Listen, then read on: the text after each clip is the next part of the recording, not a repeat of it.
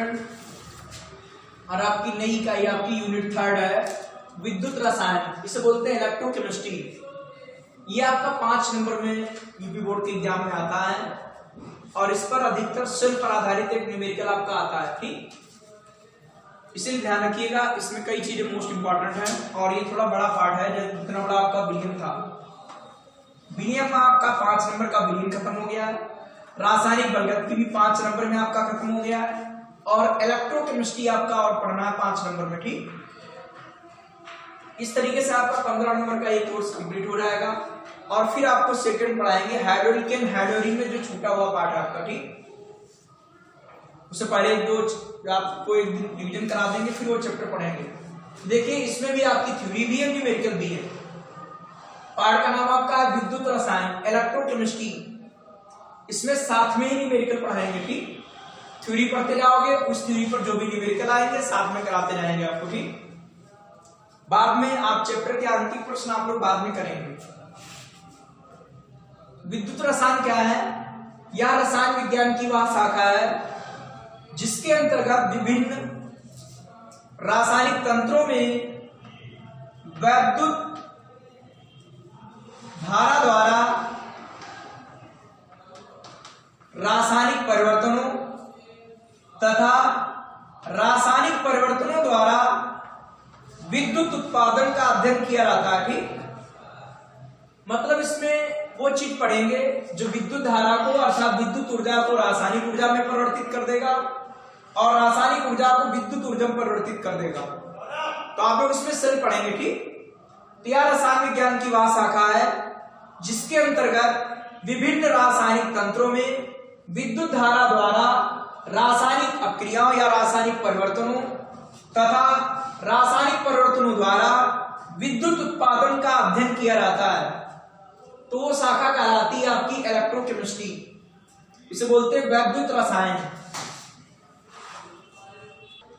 तो आप परिभाषाएं नोट कर लेना। ठीक, विद्युत रसायन की यह रसायन विज्ञान की वह शाखा है जिसके अंतर्गत विभिन्न रासायनिक तंत्रों में विद्युत धारा द्वारा होने वाले रासायनिक परिवर्तनों तथा रासायनिक अक्रियाओं द्वारा विद्युत उत्पादन का अध्ययन किया जाता है। ठीक, जैसा कि अभी हमने बताया था आपने, बात सबको सुना है कि नहीं? ये यूनिट का नाम था विद्युत रसायन, इसको हमने परिभाषित कर दिया।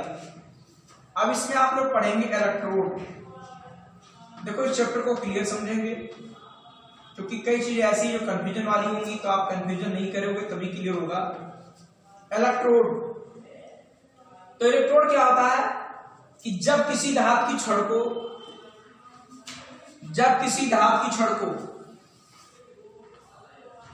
कोई भी धातु की छड़ हो, जैसे जिंक धातु की छड़ है, उसी धातु के लवण के विलयन में उसी धातु का कोई लवण का विलयन हो, जैसे जिंक धातु की छड़ हो तो जिंक सल्फेट के विलयन में,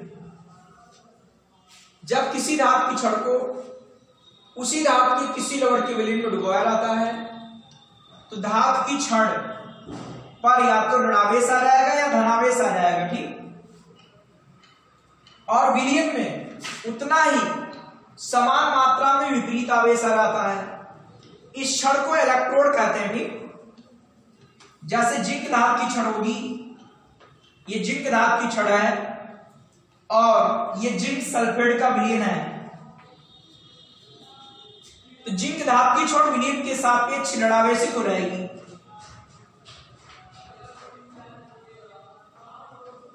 क्यों हो जाएगी? क्योंकि इस छड़ के चारों ओर Zn++ आयन एकत्रित हो जाएंगे समान मात्रा में, और ये प्लस एकत्रित होंगे तो ये छड़ विलयन के सापेक्ष ऋणावेशित हो जाएगी। ये Zn++ उतना ही आवेश समान मात्रा में इसके आ जाएगा, तो इस छड़ को कहते हैं इलेक्ट्रोड।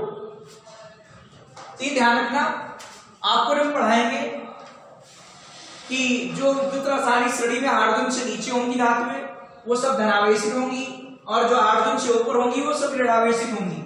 वो पढ़ाएंगे आप लोगों को इलेक्ट्रोकेमिकल सीरीज, विद्युत रासायनिक श्रेणी।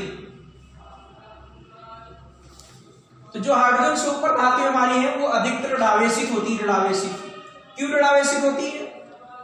क्योंकि जब इसे विलयन में डुबोया जाएगा तो उसी धातु के लवण के विलयन से जो हमारे धातु आयन हैं उस छड़ के चारों ओर आ जाएंगे तो इसको उदासीन करने के लिए क्षण ऋणावेशित हो जाती है। बात सबको सुना है कि नहीं? तो जब किसी इलेक्ट्रोड किसे कहते हैं, तो परिभाषा क्या होगी कि जब किसी धातु की छड़ को उसी धातु के किसी लवण के विलीन में डुबाया जाता है तो छड़ पर ऋणावेश या धनावेश आ जाता है। या तो छड़ पर ऋणावेश आ जाएगा या धनावेश आ जाता है और विलीन में उतना ही समान मात्रा में विपरीत आवेश उत्पन्न हो जाता है। इसे कहते हैं इलेक्ट्रोड। क्या कहते हैं? इलेक्ट्रोड।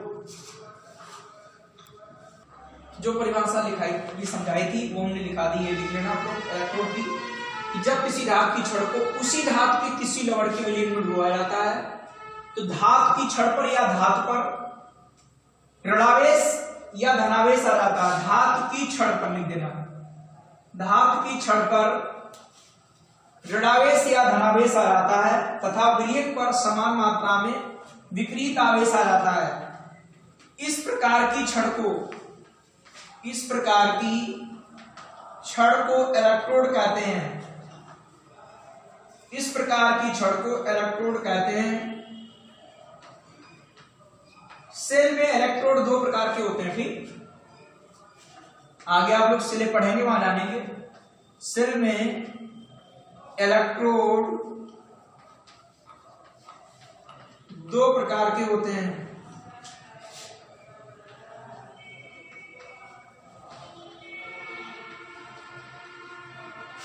एक आपका कहलाता है एनोड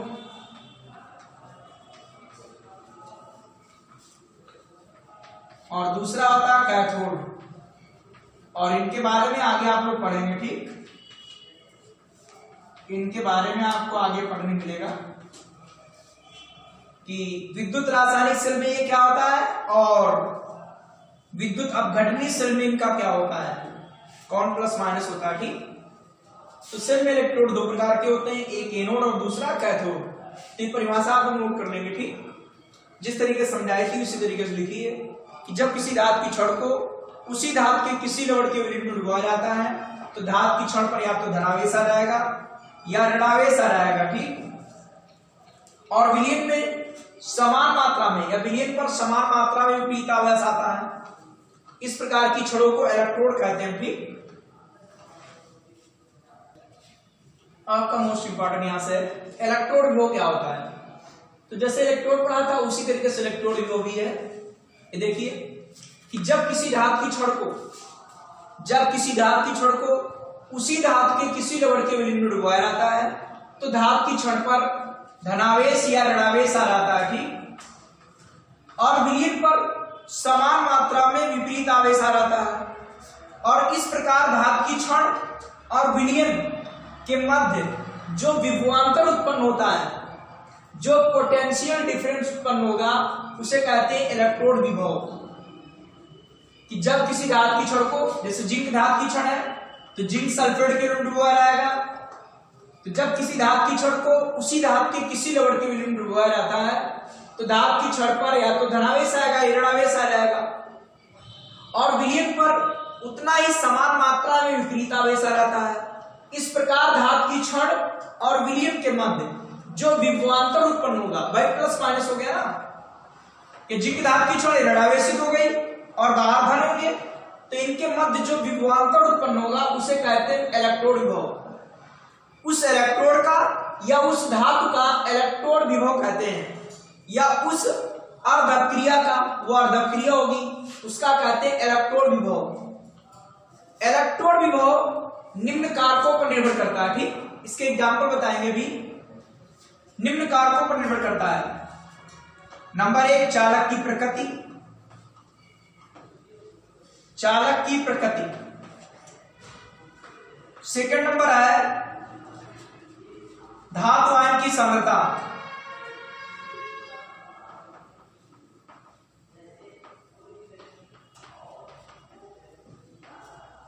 और तीसरा कारक है टेम्परेचर, तापक्रम। 3 कारकों पर निर्भर करता है कि जिस इलेक्ट्रोड की या जिस धातु की चालकता, कंडक्टिविटी जितनी अधिक होगी उसका इलेक्ट्रोड विभव उतना अधिक होगा। ये चालक की प्रकृति हो गई कि जिस धातु या क्षण कई चालकता मतलब कंडक्टिविटी, आगे पढ़ेंगे चालकता क्या होती, अधिक होगी, उसका इलेक्ट्रोड हो उतना अधिक होगा।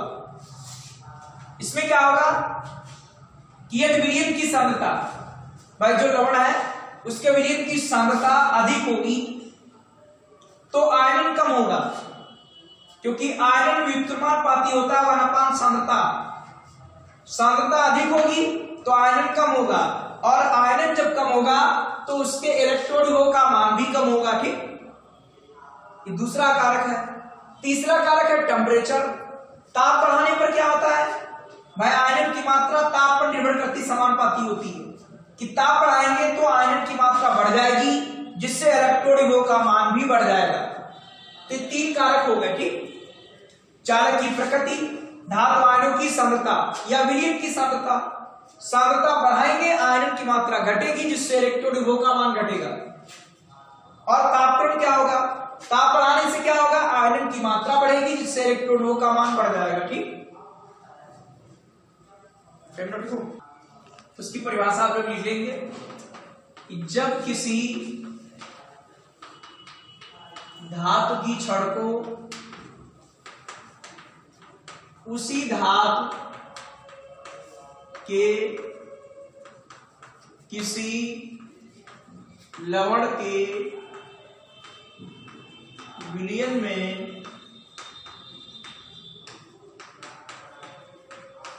डुबोया जाता है, जब किसी धातु की छड़ को उसी धातु के लवण के विलयन में डुबोया जाता है तो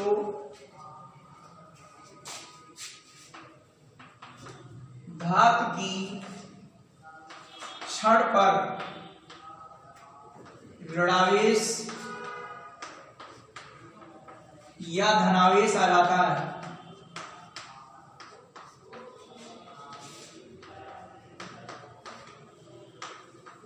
और विलयन पर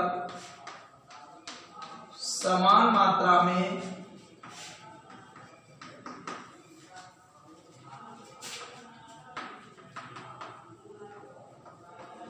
विपरीत आवेश आ जाता है। ये तो इलेक्ट्रोड पढ़ा था हमने कि जब किसी धातु की छड़ को उसी धातु के किसी लवण के विलयन में डुबाया जाता है तो धातु की छड़ पर ऋणावेश या धनावेश आ जाता है, और विलयन पर समान मात्रा में विपरीत आवेश आ जाता है। इस प्रकार धातु की छड़ तथा विलयन के मध्य, इस प्रकार धातु की छड़ और विलयन के मध्य जो विभवांतर उत्पन्न होता है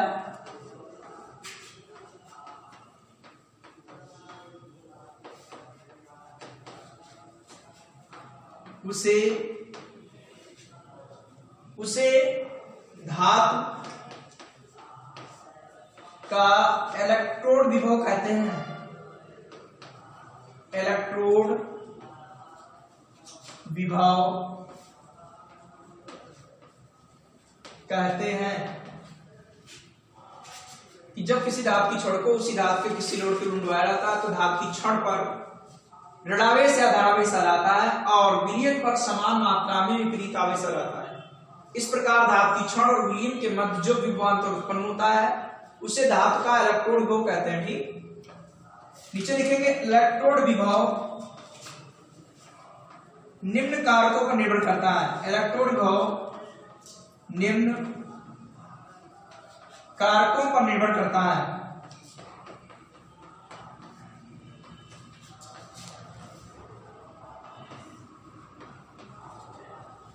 नंबर 1 है चालक की प्रकृति। चालक की प्रकृति कि जिस इलेक्ट्रोड की चालकता जितनी अधिक होगी उसके इलेक्ट्रोड विभव का मान उतना अधिक होगा। पहला चालक की प्रकृति आप लिख लेंगे कि जिस इलेक्ट्रोड की चालकता अधिक होगी वह उतना ही अधिक इलेक्ट्रोड को उत्पन्न करेगा। ठीक, क्या करता है, जैसा कि बताया था उस तरीके से। दूसरा पॉइंट देखिए आप लोग,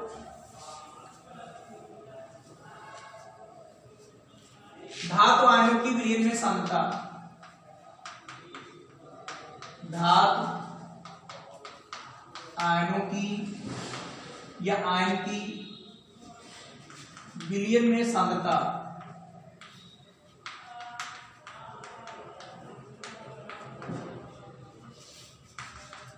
तो सांद्रता बढ़ाने पर क्या होगा, ये सांद्रता बढ़ाने पर देखो बताया था आप लोगों को